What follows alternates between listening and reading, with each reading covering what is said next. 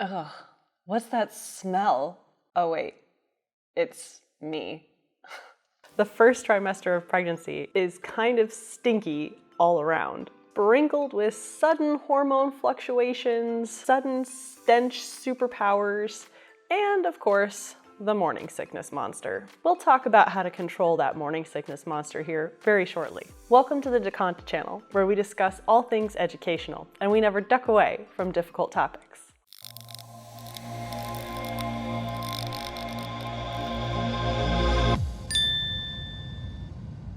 Now, some of the very first pregnancy symptoms tend to appear around week 5. While every woman's body is different, the symptoms that I personally experienced at week 5 were an insane increase in body odor, and no, deodorant really didn't help all that much, flatulence, a lot of bloating, thanks to all that extra gas I was experiencing, extreme fatigue, like the kind where you can't even make it through the entire day without taking a nap kind of fatigue, a heightened sense of smell, having very vivid dreams, and feeling excessively hot all the time. Like literally my body temperature was at least a half a degree Fahrenheit higher than normal. For example, my body temperature has been consistently between 99.1 and 99.5 since week 5 of pregnancy. By week 6, some of the symptoms that you'll experience are all of those previous things I just listed, plus feeling nauseated. Now, I'm talking you're in like the end stages of a 24-hour stomach flu kind of nauseated here. You're dizzy, you're exhausted, fuzzy-brained, straight up sick, and you feel like you need to eat something because you're hungry, but literally nothing sounds good. Me personally, I would just look at food. Any food really, but especially broccoli. And I would just be absolutely disgusted. Now, I'm not even a picky eater. In fact, I love eating. So it was quite maddening for me to literally look at food and just feel disgusted at the sight or the thought of food, even when you feel like you're literally starving. By week 7, i.e. this week's video, the need to pee had me getting up at least twice a night, and of course, full-blown morning sickness kicked in. One of those morning sickness incidences, I was just barely lucky enough to make it to the bathroom tile floor as opposed to the carpet flooring, literally holding in the bile in my mouth with my hands. This was truly the worst week for me overall. The food aversions only got stronger, and meanwhile, I still hated the sight of food and was still starving and feeling like I needed to eat, while also feeling like I needed to throw up constantly. When I was pregnant with my first, the only pregnancy symptoms I had initially were a longing for cake and extreme fatigue, which could be your symptoms of just normal daily life if you really like cake and you had a stressful work week. But definitely none of this whole, I'm starving but I can't eat anything because everything sounds disgusting torture that I'm literally going through this go around. There's definitely no questioning that I'm pregnant this time. How I envy my first pregnancy self. So why is my body torturing me with this nausea anyways? According to science, some of the likely contributors could be a higher level of hormones and the fluctuations therein, especially for estrogen, fluctuations in blood pressure, especially lower blood pressure, lowered blood sugar, and an altered ability to break down carbs, and simply the fact that there are just enormous physical and chemical changes happening in your body during the first trimester of pregnancy, as it is. But could morning sickness also be in our DNA?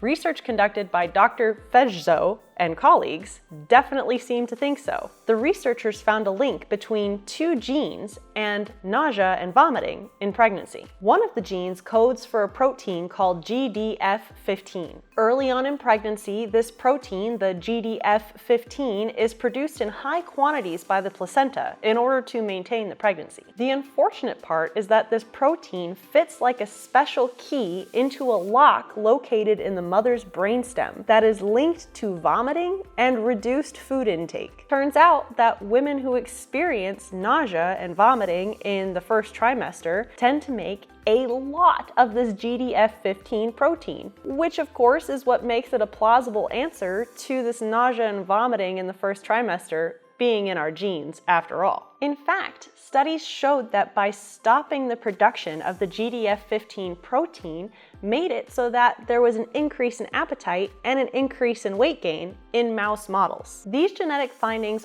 also support the existing hypothesis that nausea and vomiting during pregnancy somehow has this evolutionary adaptation to protect the developing human in the womb. I know, trust me, I know. How could throwing up all of your nutrition be a protective strategy or adaptation to save the child in the womb? Seems a little counterintuitive, doesn't it? Although frustrating for us pregnant women out there, it may have actually been a form of adaptation to be a bodily warning system for the pregnant woman, basically forcing her to eat a low-risk diet and to chill the heck out for a little bit during that first trimester of development, all for the sake of protecting the developing human life. Now, I'd like to get one thing straight.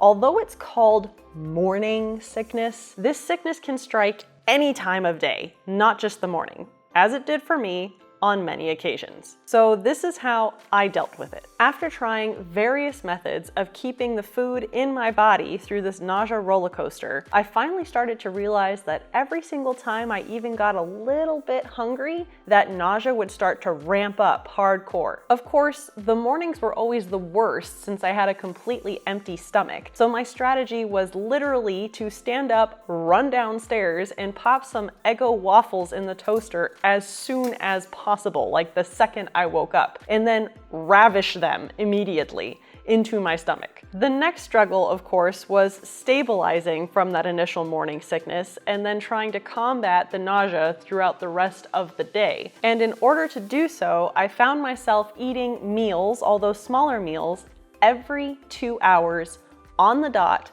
no negotiations, even if the thought or sight of food completely disgusted me. If I missed this 2-hour feeding window, I would literally turn back into the nausea monster. So I'd force myself to eat, even if I wasn't hungry and even if I didn't want to. So then you might be asking yourself, what did I force myself to eat? It turns out that my stomach seemed to handle a high carb diet the easiest. So like those Eggo waffles that I mentioned for breakfast. But my daytime meal was just plain penne noodles topped with melted, salted butter. Typically, once I got a few bites of these buttered noodles into my stomach and the nausea started to dissipate ever so slightly, then other food choices seemed to be a little bit more manageably okay to envision consuming as well. Today's pregnancy saga continues with from going from extremely nauseous to not being able to eat to now being murderously hungry and wanting nothing but a 12-foot Subway sandwich and envisioning myself eating all of it with lots of pepperoncinis on it, to the point of crying when we're half a mile away from the Subway. It's too far. Just woke up after a 2-hour coma after eating 12-inch Subway sandwich. It was delicious. I'd also force myself to snack on foods in between my 2-hour feedings, if you will. My go-to snack was Gardettos, another obvious high-carb food item, and the Laughing Cow brand spreadable cheese. However, your typical sick day items like pretzels and crackers that most people would recommend did not work for me because it gave me massive heartburn, only exacerbating the nausea problem. All of this eating is exhausting and really rather a chore because even though you don't want to eat and thinking about food is the last thing you want to think about, you have to because you have to think about the next thing you're going to eat 2 hours from now or 30 minutes from now just to curb the nausea in the first place. So it really sucks, and it was literally like psychological torture. Now, the thought of drinking just plain water was also excruciatingly painful for me as well. So in order to get fluids down, I would drink a ginger lemon tea or just hot water in the microwave where I grinded up some fresh ginger root and had a spritz of lemon added to it. And lots of watered down fruit juices, especially lemonade, seemed to do the trick. But I avoided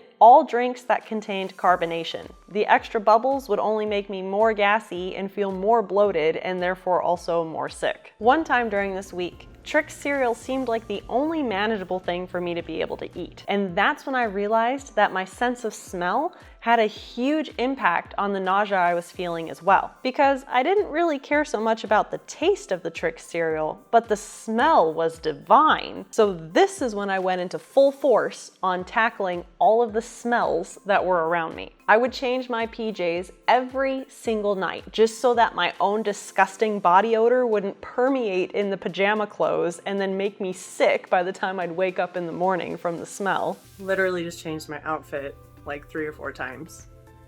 Not based off of what it looked like on me, but based off of the smell of the clothes. I got Febreze air freshener sprays and doused the garbage cans in the bathrooms with copious amounts of spray. When I had to change my daughter's poopy diapers, I would suck on a really strong smelling hard candy during the whole process so that would overwhelm my sense of smell as opposed to her poopy diaper. And I'd keep a Yankee candle constantly lit in my house to mask any and all other odors therein. So basically, if there was a smell that bothered me, I'd annihilate it completely and immediately. And the last thing I was really conscientious of to battle this morning sickness monster was the type of clothes I was wearing. I noticed that if I wore any pants that were even remotely snug around my midsection, I would start feeling really nauseated. So I raided my husband's baggy shorts drawer and bought pants that were at least 1 to 2 sizes larger than what I needed, and essentially started looking like a hobo on the daily in my own house in order to combat this nausea problem. Something that I've seen other pregnant women also try that seemed to work for them were these anti-nausea wristbands.